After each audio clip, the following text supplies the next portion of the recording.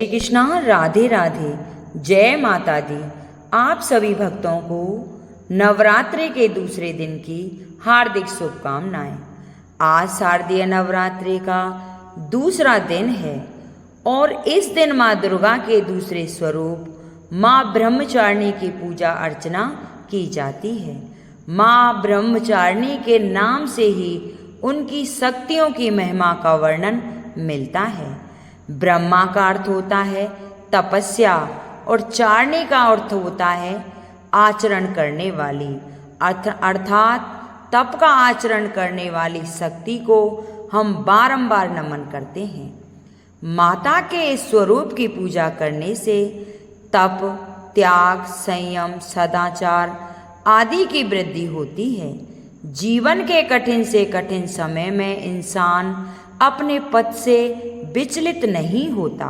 नवरात्रि के दूसरे दिन पूजित ब्रह्मचारिणी माता आदि शक्ति जागरण का प्रतिनिधित्व करती है। माँ सृष्टि में ऊर्जा के प्रभाव, कार्य कुशलता और आंतरिक शक्तियों में विस्तार की जननी है। ब्रह्मचारिणी इस लोक में समस्त अचर जगत की विद्याओं की ज्ञाता है और इनका स्वरूप श्वेत वस्त्र में लिपटी हुई कन्या के रूप में है, जिनके एक हाथ में अष्टदल की माला और दूसरे हाथ में कमंडल है। यह अक्षत माला और कमंडल धारणी ब्रह्मचारिणी माँ दुर्गा शास्त्रों की ज्ञान और निगमान तंत्र मंत्र आदि से संयुक्त है।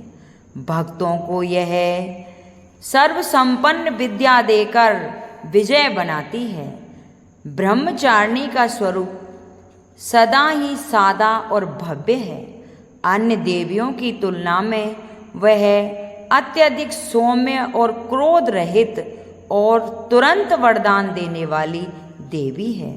माँ दुर्गा की इस दूसरे स्वरूप को तप की देवी माना जाता है। हजारों वर्षों कठिन तपस्या करने के बाद में माता का नाम ब्रह्मचारिणी पड़ा।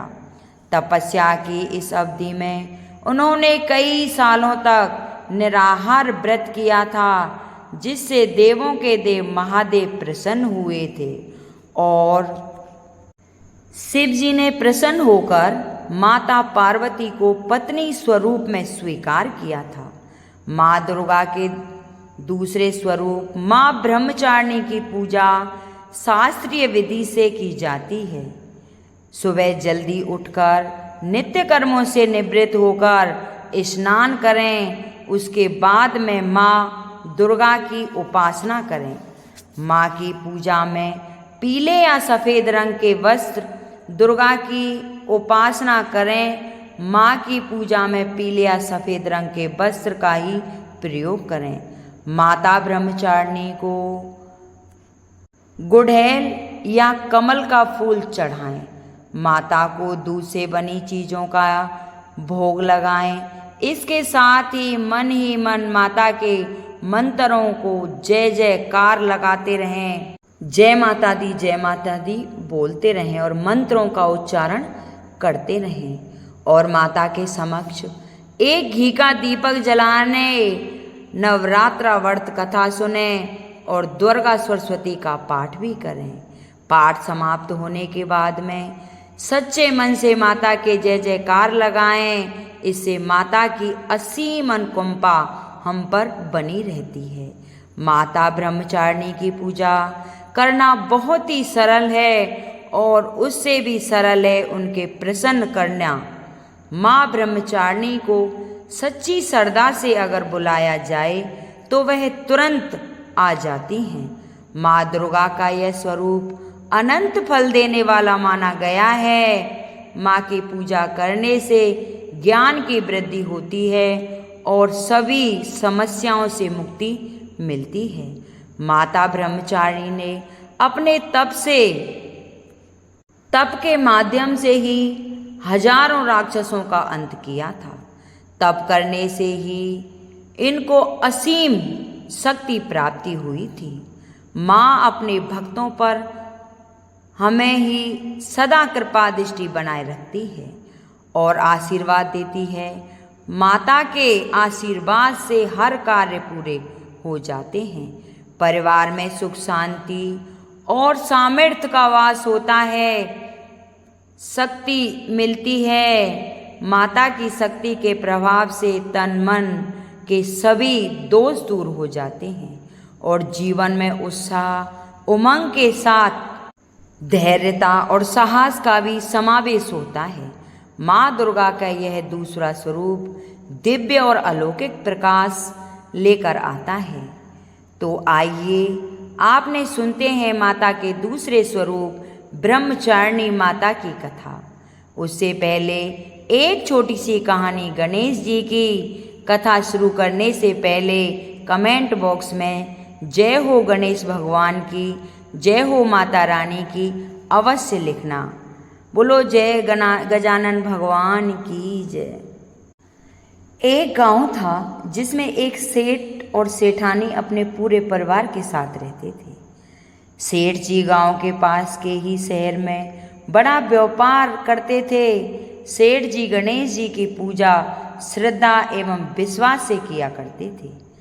सेठ जी के घर में अन्न धन के भंडार सदैव ही भरे रहते थे। उनके जीवन में किसी भी प्रकार की कोई कमी नहीं थी। नित्य प्रतिदिन नियम अनुसार रोज वो नदी पर स्नान करने जाते और आकर के गणेश जी की पूजा करते, उन्हें भोग लगाते और फिर स्वयं भोजन करते थे। यह बात सेठानी जी को अच्छी नहीं लगती थी। वो धार्मिक नहीं थी और ईश्वर में विश्वास नहीं रखती थी। एक बार सेठानी जी ने सोचा कि यह इतना गणेश जी को मानते हैं, गणेश जी की पूजा करते हैं, इससे होता क्या है।